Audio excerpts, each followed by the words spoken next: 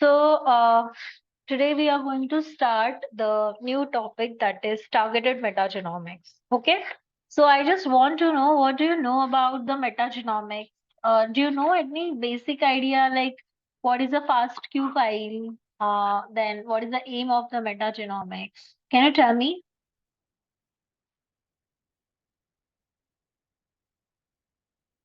The FASTQ file is output of the sequencing result, which is used as like a 16S or a amplicon Mm-hmm. Right. primer amplification, and then I think that's the output we call as a. It can be 16S or any kind of gene which is used as an amplicon, Hmm. Hmm. Right. Okay. and So, mhm. this file start from the greater than sign and at the rate sign as well. The faster and FASTQ. That's I know. Hmm. That Okay. much I know. Okay. Okay. What about others?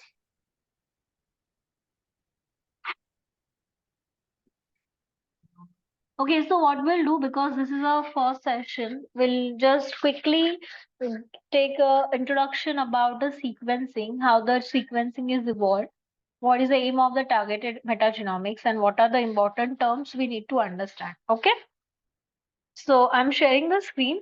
Please let me know if it's visible.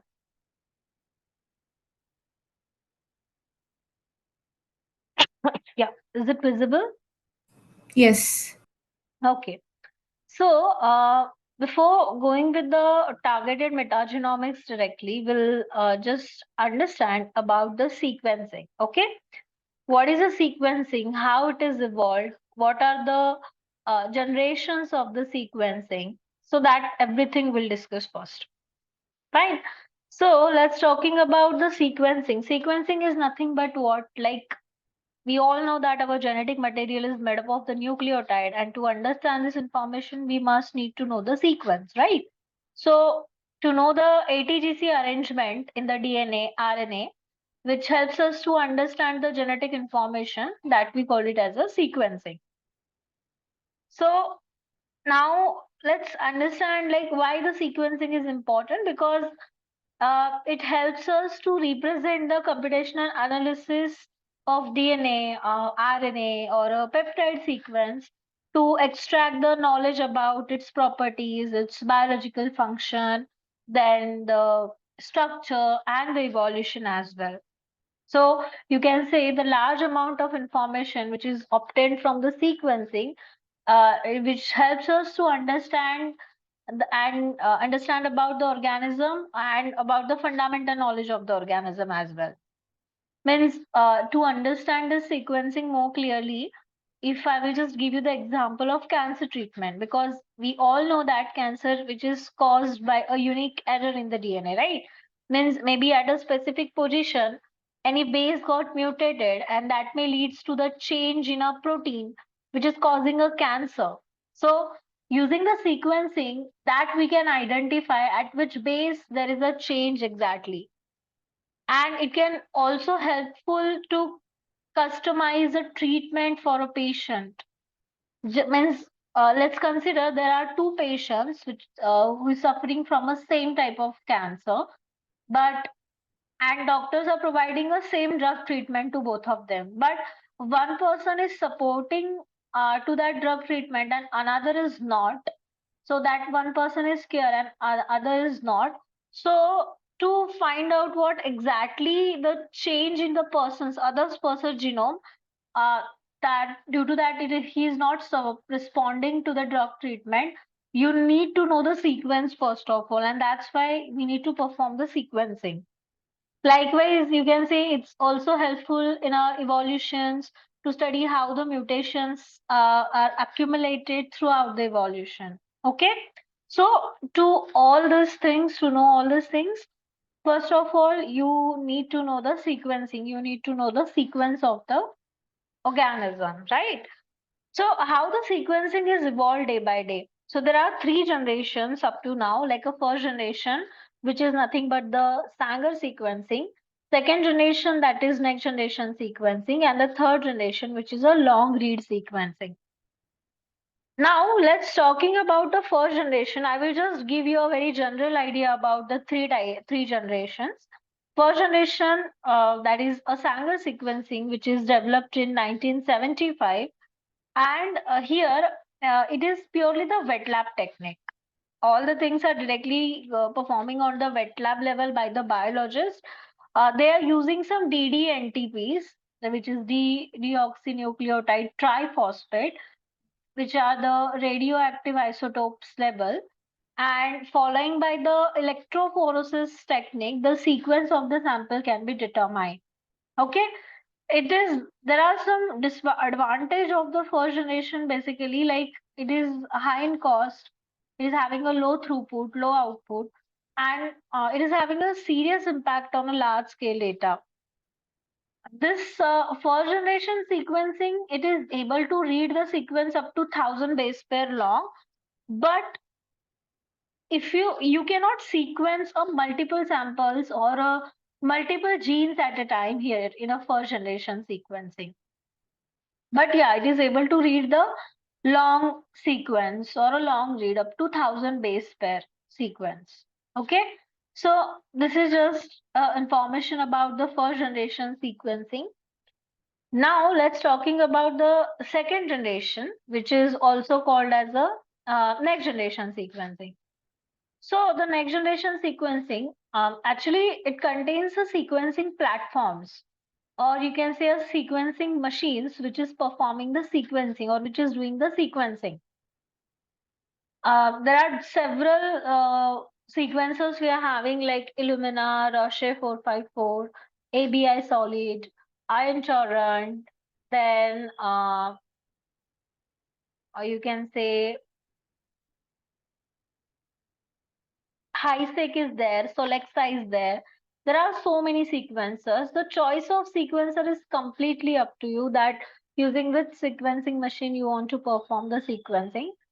And each sequencer is having their own error rate. Means like there is a no machine which is able to read a complete 100% accurate sequence. So what is the advantage of the next generation sequencing? It is a low in cost, high in speed, then or maintaining the high accuracy. Also, you can sequence multiple samples and thousands of genes simultaneously in the next generation sequencing. So, but the disadvantage is like that it is able to read the shorter read or shorter sequence as compared to the first generation, only up to 300 to 400 base pair long. Length can be vary from machine to machine. So it means like whenever we are giving the input data to the sequencer, we have to give the input data in a fragmented format only. Okay, so this is about the next generation. How the next generation is giving us the sequence. What are the three steps? I will explain you that very detailedly. But before that, let's discuss the third generation. Now, third generation sequencing, it contains a sequencing platforms like PacBio and Nanopore.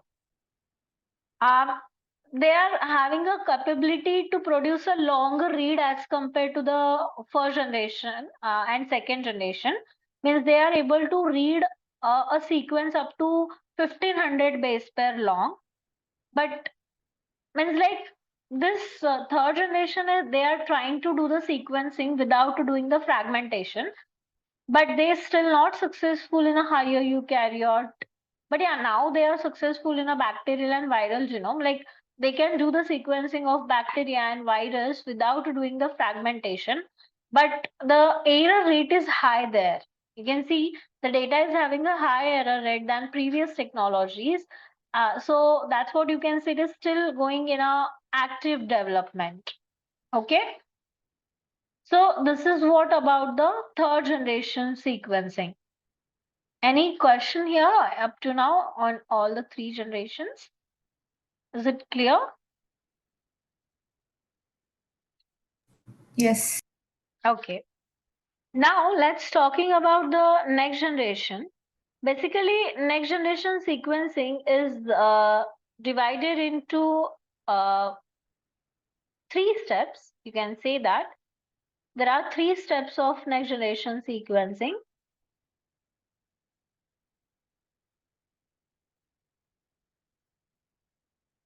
So the first step is library preparation. Okay. Then second step is a sequencing. And the third step is a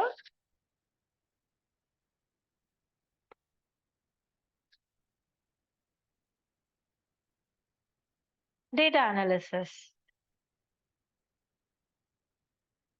Now, library preparation is purely the wet lab technique. So I will explain you by just diagram like how the library is prepared and how we are going to proceed further. Okay. So just consider this is what your cell sample which contains the genetic material. So if you want to perform the sequencing, DNA sequencing, we are isolating the DNA from the, or the biologist is going to isolate the DNA from the cell sample. Once he isolated the DNA, those DNA are fragmented into a short fragments using the restriction enzymes because machine is not able to read a complete sequence. Okay, so using the restriction enzyme, we are doing the fragmentation. Once the fragmentation is done, those DNA fragments, they are ligated by the adapter sequence. Do you know what is the adapters? Yes, ma'am. The adapters are the flanking sequence, which is the complementary of the sequences in the flow cells. Right. So adapters are nothing but the short oligonucleotide sequences which are ligated at the end of the DNA fragment, which is using for attachment purpose. Like on a sequencers, there are different sequencing lanes we are having, and in those sequencing lanes, there are different flow cells where we are inserting the sequence. So these adapters are useful to attachment of those sequence on a flow cells. Also, it is a very unique identification for the sample. It is a unique identifier for the sample, you can say, because at a time we can sequence a multiple samples on a sequencers. So these adapters are the unique identification or unique identifier to that sample. You can say that. Okay. So this is what the adapter. Once the adapters are ligated, these adapter ligated fragments, we are sending it for the sequencing. And whatever the data we are getting from the sequencing, it is in a form of short fragments. Okay, it is in a form of short fragments. So this we called it as a raw data. Okay, this is not a complete data, this is a raw data. And each fragment in this raw data, we called it as a read. Okay, each fragment in this raw data that we call it as a read. And once we'll get this raw data, then after that we are going to perform the third step, that is data analysis. So up to the adapter ligation, you can say this is a library preparation, then this is a sequencing, and then whatever the steps we are going to perform in upcoming days, this is what a data analysis. Okay. So in which format we are getting this raw data? It is in a FASTQ format. I will explain you this FASTQ format and all very detailedly. But yeah, I'm just telling you the format right now, the file format right now. Is it clear?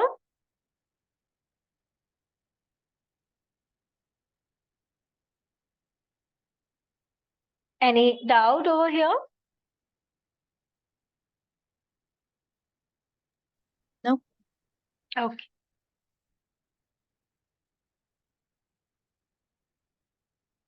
Okay. Now, this is what just about the sequencing. So whatever our main application today is a metagenomics, right? Now, let's talking about the metagenomics.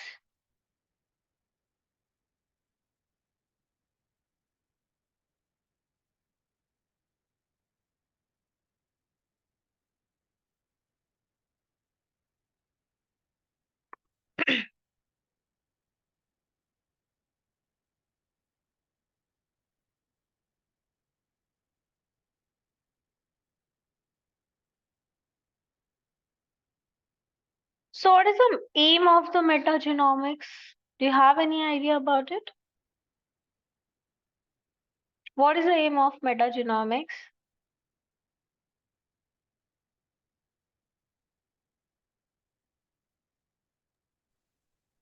It gives the direct information about the genetic material present in a sample or in any environment. Yeah. Okay. Anyone else?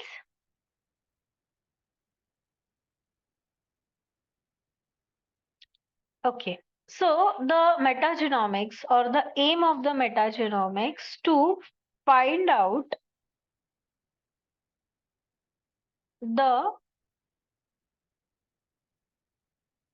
diversity of microorganism, to find out the diversity of microorganism in biological sample. So what kind of biological sample? It can be any sample. It can be any soil sample, it can be any water sample, any blood sample, any tissue, cell, serum, it can be anything. So in that samples, if you want to find out what kind of different organisms are present, that time you can go with the metagenomics. Okay. So now if you want to find out, like if you want to just, if I want to give you an example about the metagenomics, it's just some simple example I will give you. If you all know that in a Dubai we are getting petrol, right? So if you want to know what is the cause behind in a Dubai, we are getting more petrol than any another region, not in our region. So what you can do is you can take a soil sample from the region where you are getting the petrol. Then you can just identify or you can find out what kind of different organisms are present, and then maybe due to some genetic engineering and all, you can grow that organism or you can grow that DNA over here. You can prepare that DNA over here. So this is one logic or this is one example I'm giving that what is the use of a metagenomics is. Okay. So there are three types of metagenomics we are having. Do you know what are the three types?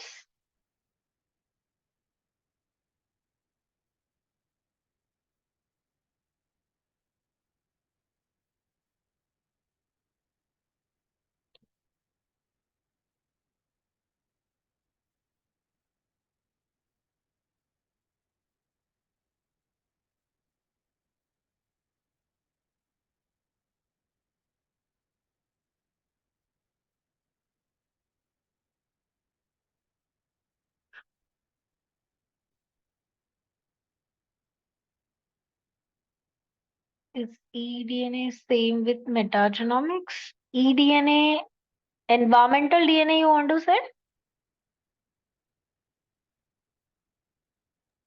Yes, ma'am.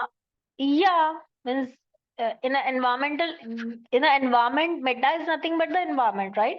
So in an environment, what kind of different microorganisms, the diversity is there, we can find it out that. Okay. So there are three types. One is a whole genome, metagenome. Another is targeted metagenome. And third is meta transcriptome. Now, a whole genome and the targeted metagenome, it is related with the DNA source, and the metatranscriptome is the RNA, where the source is RNA.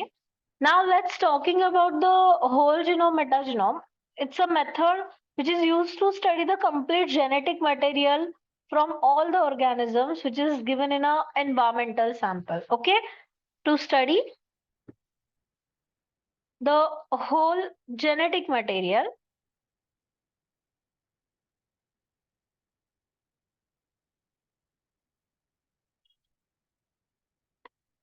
in all the organisms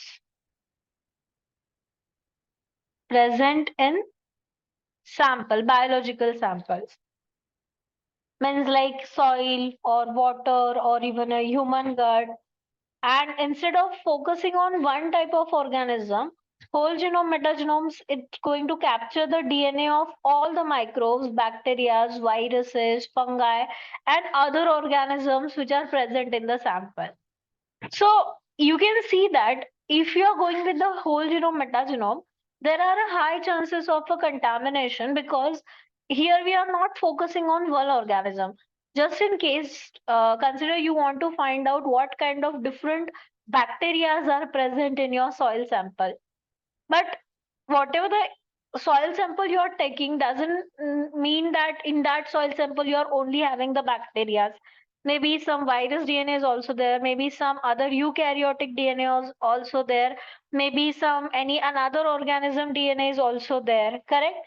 So at that time you will not able to identify the results properly. So if you are sure that your sample is pure without any contamination, that time you can go with the whole genome metagenome, because this helps us to understand the diversity of microorganism, like how they interact, what is the role they play in their environment, that we can understand.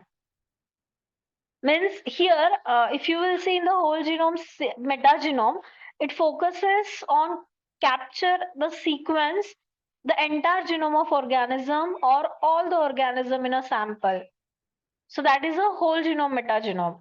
What is the purpose of it? It provides a comprehensive view of all the genetic material, which helps in discovering the new genes, then studying the evolutionary relationship to understand the complex microbial communities. And the application of is that it is useful in studying the unknown organism, or you can say a complete microbial communities, or to capturing all the possible genetic variation. But that's the drawback, like there are high chances of a contamination. So that's why people are preferring to go with the targeted metagenomics, where we are targeting to a specific region. Means if you will take an example, in every organism there is a unique gene we are having. Just take an example of bacteria. In bacteria there is a unique gene we are having, which is 16S rRNA. So instead of sequencing the whole genome, if you will just target with the 16S, you can find out the bacterial information only, the diversity of bacteria only. Which means the targeted metagenomics focuses the concentrates, or you can say that it concentrates only on a specific region or a gene of interest within the genome. That's what the example I have given, which is 16S rRNA in bacteria. What is the purpose of it? It targets the area known to be useful for classification or a specific function, which simplifies the analysis and reduces the cost. Because you can see in a whole genome, you have to study the whole genome. So obviously the cost will increase, the data will increase. But if you're just specifically targeting to the region, the cost will reduce, obviously, right? And it will provide the faster results as well. And it is commonly used for identifying the specific group of organism like bacteria, for diagnosing a disease by focusing on a gene which is linked to a specific condition. So if you are just focusing on a one region, it will reduce the cost, it will give you speed for the result, faster result. Also, you can focus on a particular region of the interest only, region of the or specific group of organism only. That's what the targeted metagenomics means. In a short, whole genome sequencing provides a complete genetic overview, while targeted it hones on in a specific, or you can say a predetermined region for focused study. So that's what we are going to learn, the targeted metagenome, if you want to just focus on a specific region or your region of interest. Is it clear?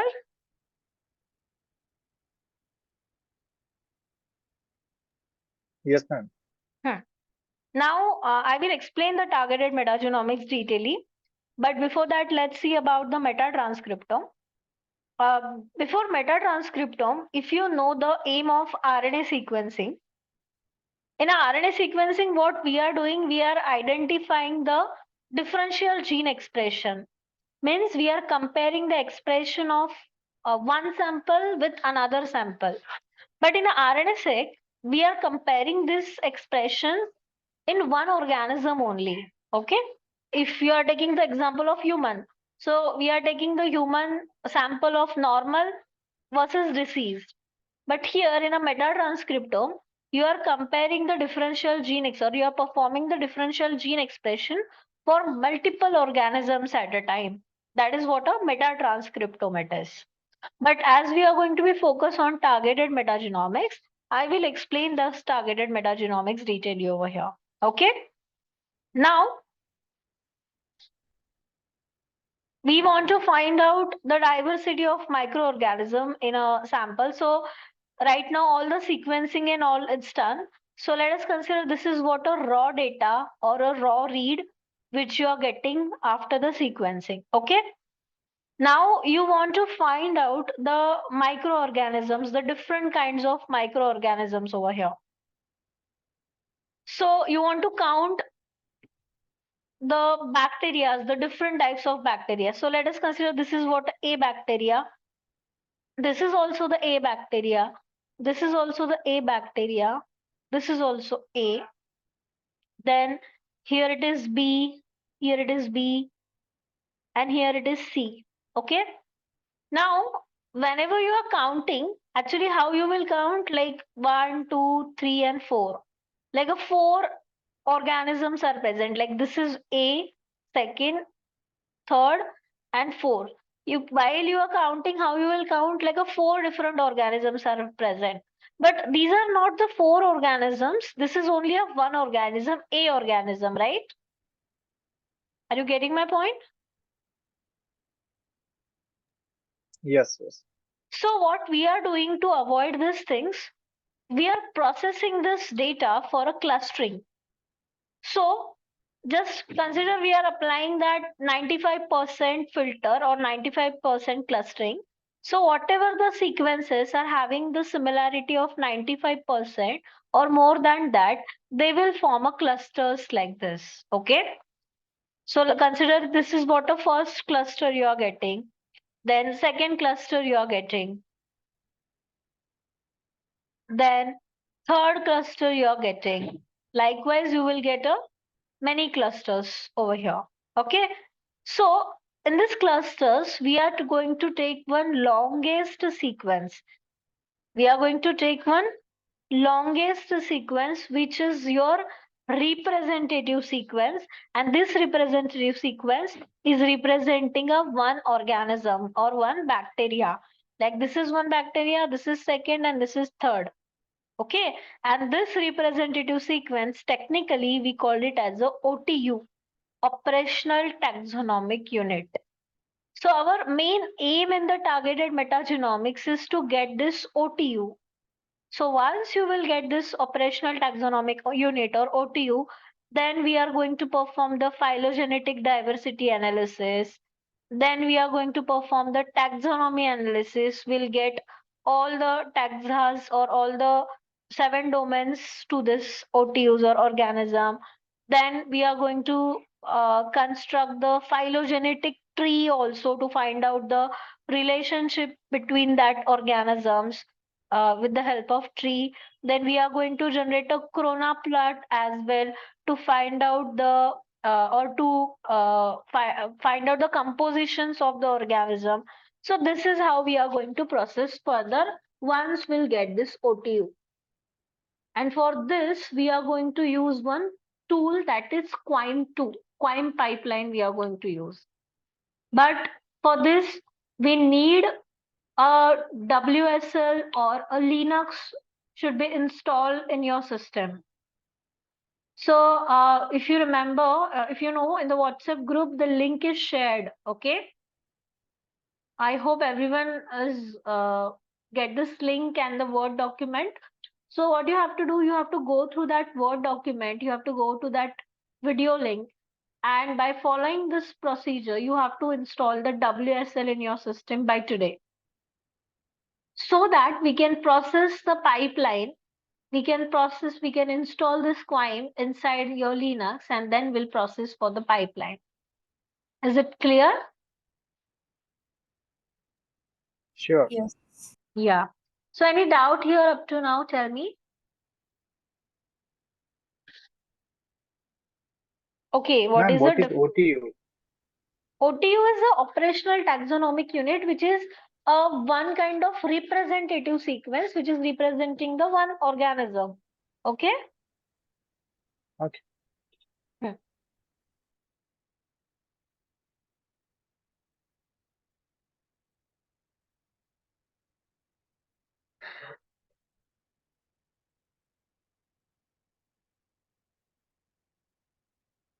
Okay, OTU and UASV you are asking. So OTU is clear, first of all, tell me.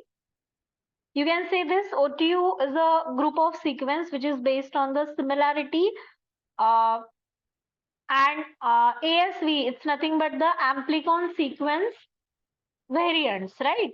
So ASV, you can say it represents the unique sequence without the clustering, which is identifying the exact variation in each sequence. Means ASV is providing us the higher resolution data by identifying the each distinct sequence at its own unit, you can say. Means even if very difference is very small, you can find it out. Means OTU, you can say it's a group of similar sequences together and are good for an approximate the view of microbial diversity. And ASV, it keeps each unique sequence as a separate entity, and it is providing the higher resolution, and you can say specificity in identifying the species.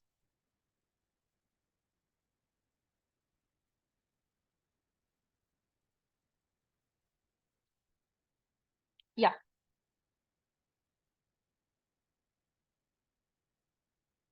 Okay.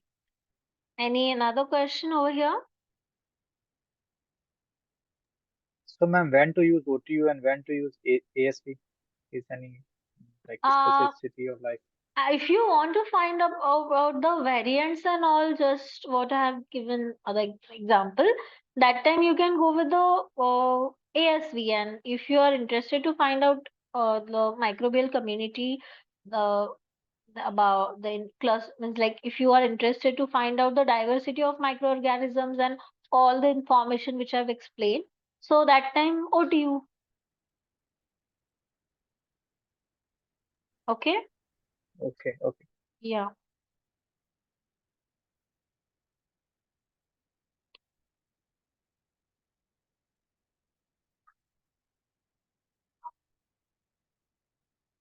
Means obviously it's totally depend upon the aim of your study, the data quality, then your taxonomic revolution as well. Okay. Means if you have a lower resolution, or then if you have a large data set, and like low quality data set, that time you can go with the OTUs, because you need to perform the clustering there. Okay. And if you have like a high resolution study, or like a different microbial diversity, if you want to capture, um, or like if you have a high quality data, you can go for the ASV.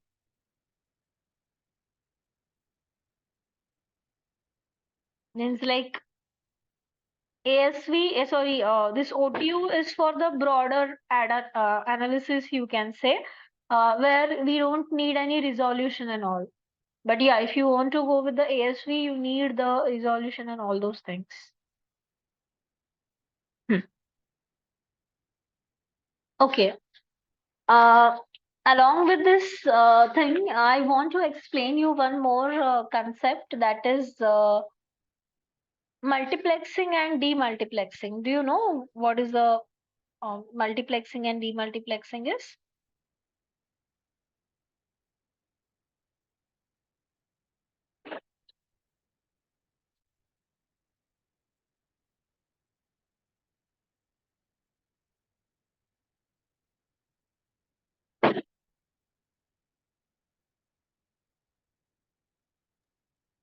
So during sequencing, they pull all samples together and then sequence that.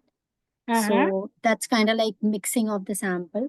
So while we get the output from the sequencing, it's mixed sample. So we need to do it's multiplexing. So we need to separate out the sequence from each other. That time we need to go for demultiplexing. Exactly. Yeah. So just take an example. Means if I will just tell you first of all a theoretical idea about the multiplexing and demultiplexing. So multiplexing and demultiplexing, these are the techniques which is used in a sequencing for to like if you want to handle a multiple samples for a single sequencing run. Okay, means in a multiplexing we can process the multiple samples into a one sequencing run by adding a unique barcodes. Oh, okay. Barcodes means what? It's a short unique DNA sequence to each sample before they are pulled together. Means it allows us to sample so to sequence multiple samples simultaneously, which is used to save the time, reducing the cost, making a better use of sequencing capacity. Means each sample is tagged with a unique barcode during the library preparation, and when the samples are pulled in a sequencer, so those barcode helps to differentiate the sequence from a different samples. And demultiplexing means what? Where we are separating the pulled sequence back together in a individual samples. Means it ensures that the sequences are correctly assigned to the original sample, then enabling the accurate analysis.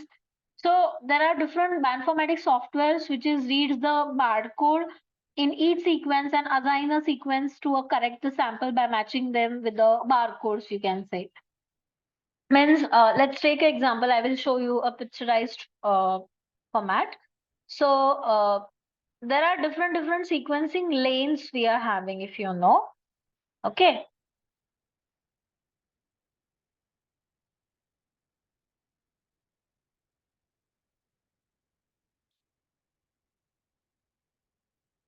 So consider these are 5 sequencing lanes we are having. 3, 4, and 5. Okay. Now each lane is having a 10 GB size. Each lane. Okay. I'm giving just example. Each lane is having a 10 GB size. Now you have total 5 samples with you that you want to perform the sequencing. And each sample is again a 2 GB size. Now, if you are going to perform the separate sequencing in all the 5 lanes, 1, 2, 3, 4, 5. So in each lane, you can say 8 GB will be free. Is it clear? Are you getting my point? Yeah. Yeah. So Can you if repeat, in please? sure. See, if you have 5 sequencing lengths and you have 5 samples, each sample is of 2 GB size. Okay. So if you will if you are doing the sequencing and if you will do the sequence of all the 5 samples in a separate lanes, so in each lane 8 GB will be free, correct? Because 10 GB is the size of the lane, correct? So at that time, if you will see that it's very uh, like cost consuming process, it's very time taking process. So what you can do is to avoid this, you can simply sequence all the samples together in a one lane. Okay, you can sequence all the samples together in a one lane, like this is first, second, third, fourth, and fifth sample. So if you are going to sequence all these fifth samples in a one lane, so while getting the output, you will get a you will get a one FASTQ file only on one raw data file only, right?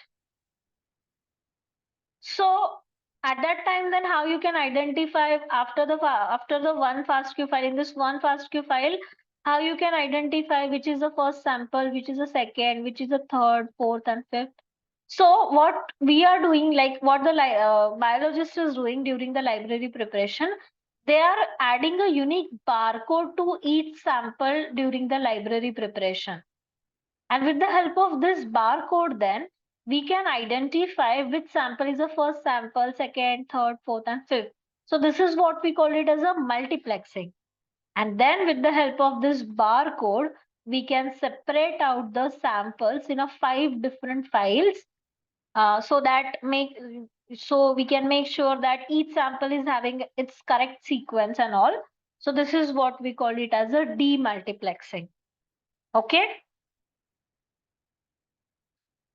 is it clear? Yes, ma'am. Hmm.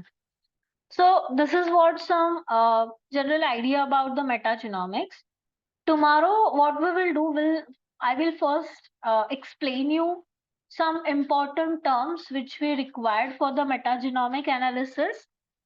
After that, we'll see how to download the data from the SRA database, the FASTQ files, how we can download. After that, what you have to do is, like today, you have to install the Linux in your system. If you will face any issue, you have to put a message in the WhatsApp group. Our office timing is 12 to 9 p.m. So between that, I will reply for sure. After that, it's not possible for me to reply. So kindly just wait till the next day, okay? Okay. So please go through that install, because without that WSL, you will not able to perform a single thing, because we need a Linux. All the pipeline is a Linux only. And I will just suggest you one thing. If you are very new to the Linux, please just watch some basic commands in a YouTube. You can check some basic commands, how to handle the WSL, what are the basic commands. At least just learn that. It will be easy for you only to understand the things. Okay. So could you please share the which one is the best video to understand and learn the basic command No, actually, so that I don't have any idea. I will check. But please, you can also check on a YouTube video. Just some basic commands like what is ls, what is pwd, then what is cd, how we can okay. create file, how we can create a folder with the help of command. These all these basic ideas, basic terms. Okay. And from where we can access the recording so we can see that. I will upload it on YouTube by tomorrow, and you will get a link of it. Okay. Okay. And can you share the PPT as well? Yeah, yeah, sure. I will share, no problem. I will Okay. share So in the always we WhatsApp group by tomorrow. need to go to the your website and then go and attend the class, isn't it?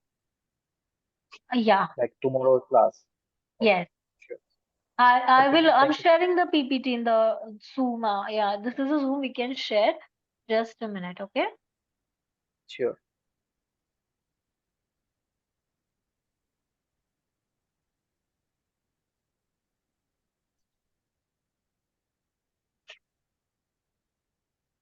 Yeah, please download this. And please install the WSL. If you have any problem, just put a message. I will guide you about it, okay? So are you emailing us or how we will receive About what? the PPT? I've shared in the Zoom chat. Can you check? Oh yeah. Thank you. Yeah, yeah. Please download that.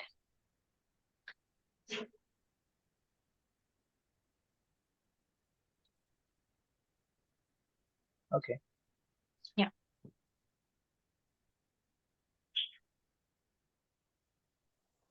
So, okay, so as this is just the first day, we took the introduction. Now, if all of you are new to the Linux, please go through some basics.